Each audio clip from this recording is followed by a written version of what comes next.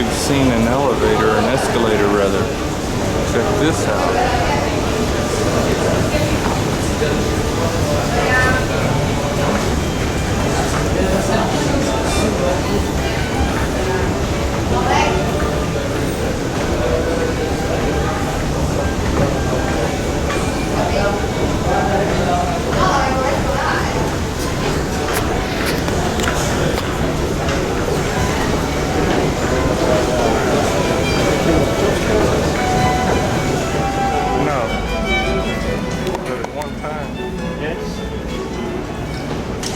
It was founded, I think, on the backs of the D.L. Moody meetings here. Right. I've come to realize, talking to so many people, that for all of the shortcomings of, you know, how ultimately the invitations were given and maybe the gospel was presented, the likes of Moody and even Billy Graham must have made a tremendous impact on the UK. They have.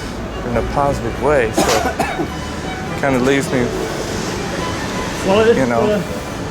There's a famous story, I think, isn't there, of someone who kind of was talking to Moody one day and said, Mr. Moody, I don't approve of your methods of evangelism. Yeah. And D.L. Moody said, how do you do evangelism? Yeah. And he said, I don't. And D.L. Moody said, I think I prefer my method to yours. Yep.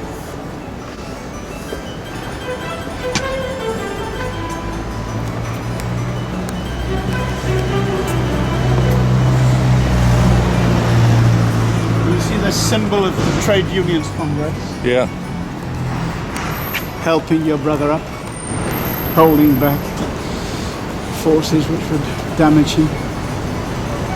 Powerful picture.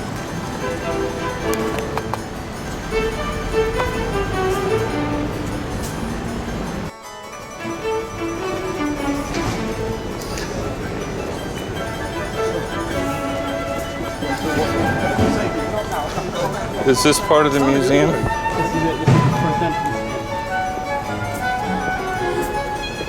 That's quite a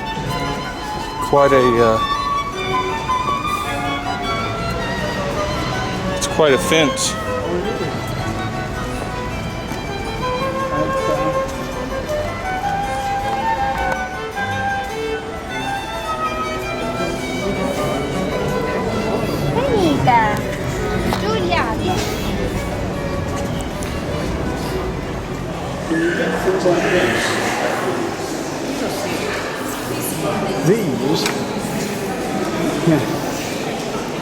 These are figurines. This is kind of a bit of the background. You know, it talks about putting a peg in. Mm-hmm. These are votive pegs. They're kind of dedicated to a god, and you hammer the peg in when you're building the foundation of your house. Really? So that god will favor your house and the foundations.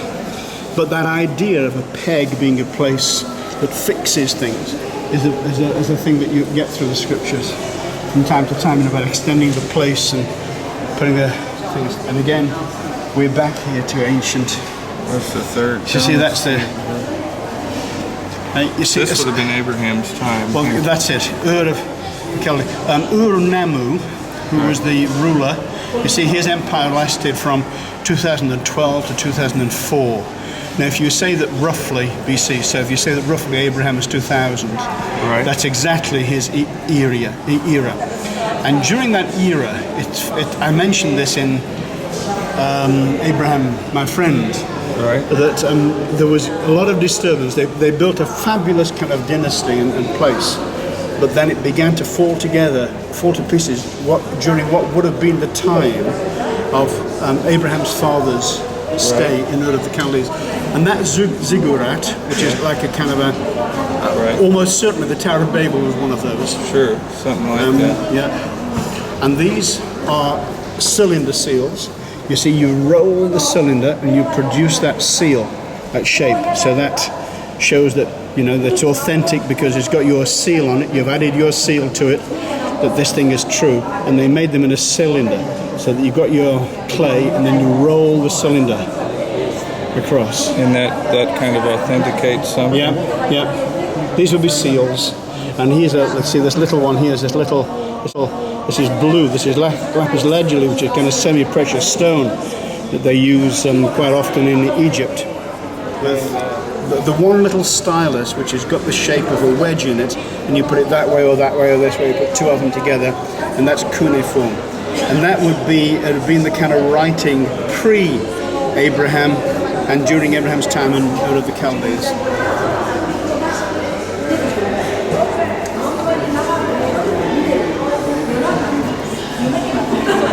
But if you remember that it says that Abraham's family worshipped other gods beyond the river, these are the kind of gods they would have been worshipping.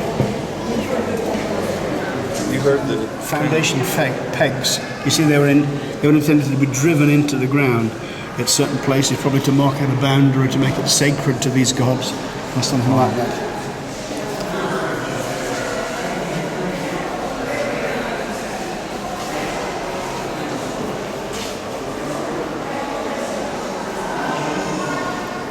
Now that would have been one of the gods. A copper alloy ball. One of the false They gods. reckon that there were probably what we now call an aurochs, which is now extinct. But it's about 3 times the size of a Spanish fighting bull, but they're enormous creatures, and they were the strongest. And if you put the horns together on sideways, it creates almost a kind of a symbol like that, almost like the infinity symbol. Yeah. But it's actually the letter A in Semitic languages. Really? So this is the beginning of your strength. Oh, okay. This is the strong letter. Wow. And these little characters are exactly the kind of characters that Abraham would have been meeting with. So, and they have these kind of woolen skirts, and often they have their heads kind of shaved. You see somebody milking. These little are real insights into the life of the people here. See, they obviously had herds, and they milked them. Now, what would these things probably be? Just other false gods? Possibly, or yes, or to put in a place to defend, ward off spirits. Well, yes, and also to ward off people. Yeah. You're kind of putting yourself under the guardianship of that god. Well, that's kind of what Artemis was. Artemis was supposed to be a protector. Yeah, Artemis was vile. I mean, she wasn't Diana. She was the multi-breasted god of fertility. Yeah. Of course. That's the thing. That's one of the things I point out in the book. It's not Diana. Diana was Roman. So here you see, this is the background to Abraham's civilization. This is a lot older than Abraham, but it's this kind of era. So you've got these. It's filled with little gods. It creates the Abraham. I mean, they're saying that's 6,000 BC, which is 4,000 years before Abraham. And again, you've got sort of symbols like this, which really are very interesting to give you the picture of the ordinary life that they live.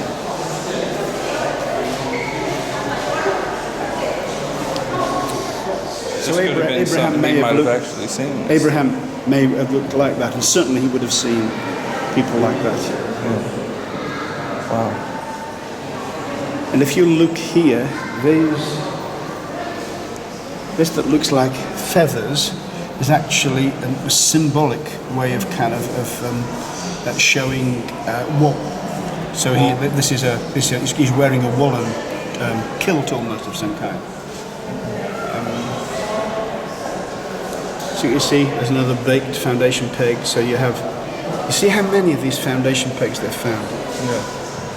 They always kind of made spaces sacred by putting pegs around and this sort of thing. There's another. Excuse me.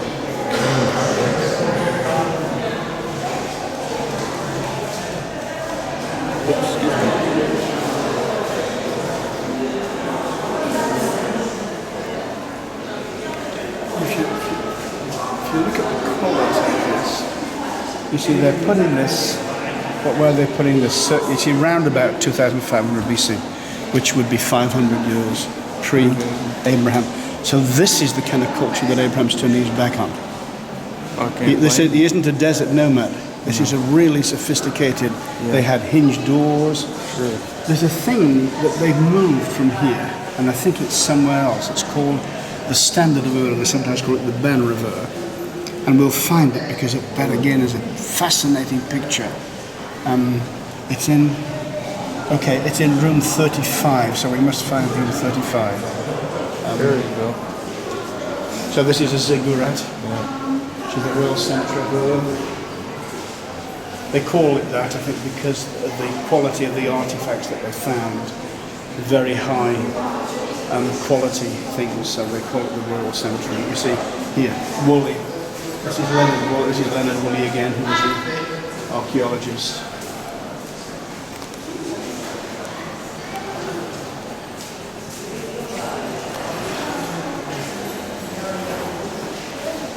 And if you look at that here, you'll see.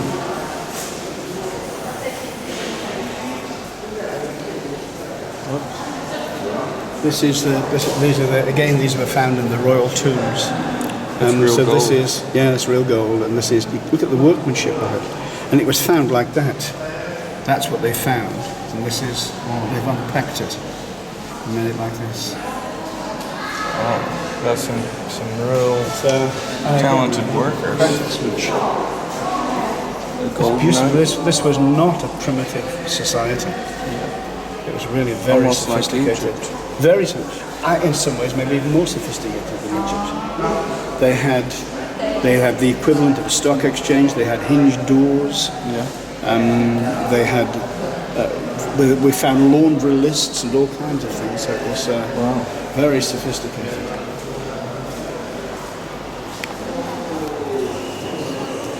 This is an instrument. And again, this is a silver lyre, and again the same era will be where we see again immediately pre-Abrahamic in a sense.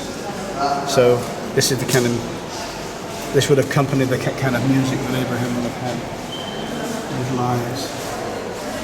This is another little bit of the Standard of Earth that we're going to look at. Now they bought this maybe only about 20 years ago.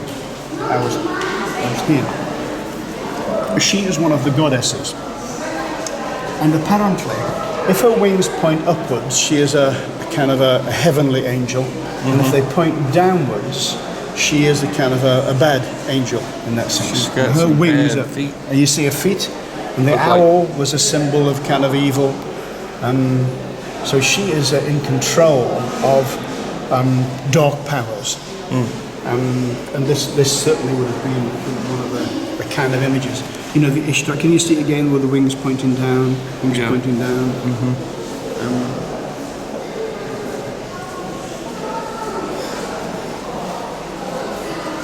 Queen of the Night, they call her. Yes.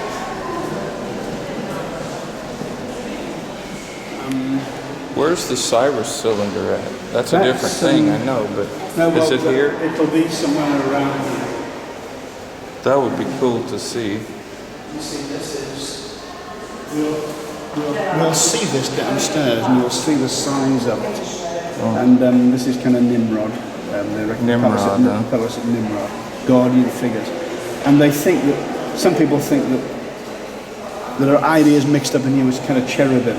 You know, you've got kind of lion's feet and an ox's body and kind of an eagle's wings and a man's head. So that sort of thing. Serious confusion. Well, this is the Neo-Assyrian now into 870 BC, which was sort of, 722 BC was when the northern kingdom of Israel was taken captive by Assyria. So this is the Assyrian Empire that begins to build itself again. And the pictures now show the wealth of ancient city-states and things was just amazing. How much is Europe? That would be worth a fortune right now. Yeah, absolutely. And just gold. I'm trying to find my way out, actually. Europe is interesting, but Just kind wanna of stay on the concentrating on biblical. stuff which are the biblical. So we'll find. We'll try and find out now. I'll try and find this this banner of. Excuse me. We want to find this. We call it the banner of and I think it's been taken from the banner of or the standard of The standard of Yeah. If it's not in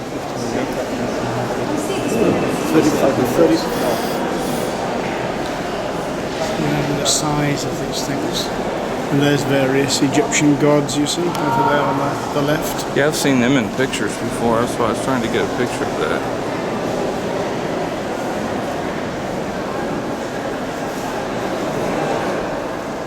Let's see. What years would that have been? Well, Julius Caesar came about AD BC 55 or something like that, but he didn't stay for long. But it was Claudius who came in AD 45 and incorporated Britain then into the Roman Empire, which was just about the time Paul was writing Galatians. Right. Just you want to show you. This is the image of Christ from Hinton St Mary's. And if I remember right, you can see the This Cairo. is it. This you is- see the Cairo yeah, yeah. there. That's Christos. Yeah. First to left is Christos.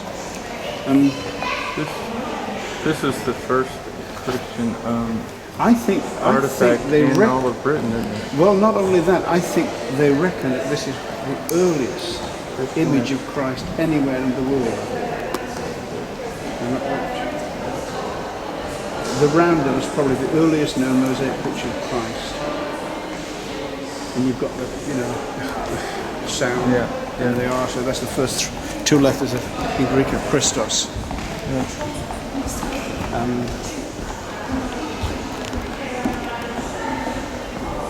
Yeah, they didn't use the cross as a symbol of Christianity for about the first 300 Sure. years. But that's not far. If I looked on that map, that's not far from Roy. From Roy. Where we was. See? yeah, I mean, I guess more or we're less more here. like down there. Yeah. But, I mean, we would have went by that on the Yeah. way back. Yes.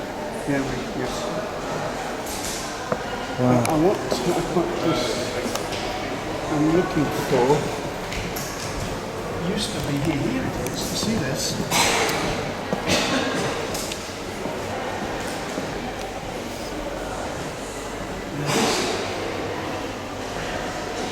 There was a Romano British villa in Lullingston, which is kind of the other side, Gatwick.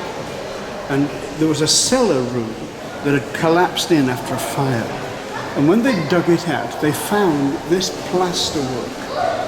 And they also found definite evidence of Christianity. Can you see here? Yeah. Here's the Cairo, and here's Alpha Omega, Yeah. which is a very strong. This is about AD 400ish. So this is a very strong statement of that AD 400 Jesus Christ was being identified with the Alpha and the Omega. Yeah. That's to say, he was divine. Sure. But the interesting thing here is they don't really know who these figures were, but they were on the plaster in this room that had fallen down, and they pulled it out and put it back together again. But if you see, I think they've got this position in a round table or something like that, and it looks as though they're worshipping, but they've got their eyes open and they've got their hands open. Now, kind of 500 years after this, all the praying is like this, Yeah. but these have got their eyes open. And if you see, Well, They've got- Jesus lifted up his well, I eyes know, and blessed. I know. But if you look at the robe, it's Yeah. an ancient kind of a Roman robe known as a chasuble. But if you wear it in a certain way, it produces a cross. Can you see the cross Yeah. on each of these characters? Now we don't know who these people are, but this is the oldest, the first indication of the cross as a symbol of Christianity in identifiable history. Really? Yeah. What year? And it's about AD 400. That would have been the time around the time of Jerome. 4th century, that's 300. Okay. 300 is close. Well, before that, it was the cross was an X, right? Sorry? The cross was like an X. I don't know. I Before mean, that. some people say that, but I don't really Yeah. know. But it certainly seems, so we don't know whether these were leading Christians or whether they were people from that kind of wealthy farm, the believers. But that's the first identifiable church building, if you like, or a house church. Wow. In the British And Isles. where was it at again? Where was it at again? Lullingston, it's here. Okay. It's here. So That's not too far here's away. London and we're here. Wow. But this, they've got the best parts of it here in a sense. It's interesting to see the site. But I think that was just absolutely fascinating to think that Christians in the 3rd century, the 300s, were worshipping God like this, with their eyes open and their hands open like this. Oh yeah. Okay, that's what I wanted to Well, see. it's a pattern to follow, I suppose. So now if we find a way down to that, I think it's going to be... This is a very famous chess set called the Lewis chess set, because it was found on the Isle of Lewis. But the figures are kind of Scandinavian, and those northern islands of Scotland were under Scandinavian rule for a long time.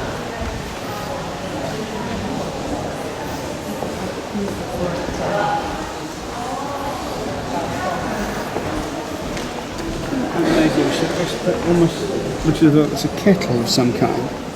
Yep, You it's see? like a tool. You'd put sort of water in there and Heat it it would come up out there. and it starts getting hot. Oh wow. And this is the hoard that was found. Are those gold coins? Hoard of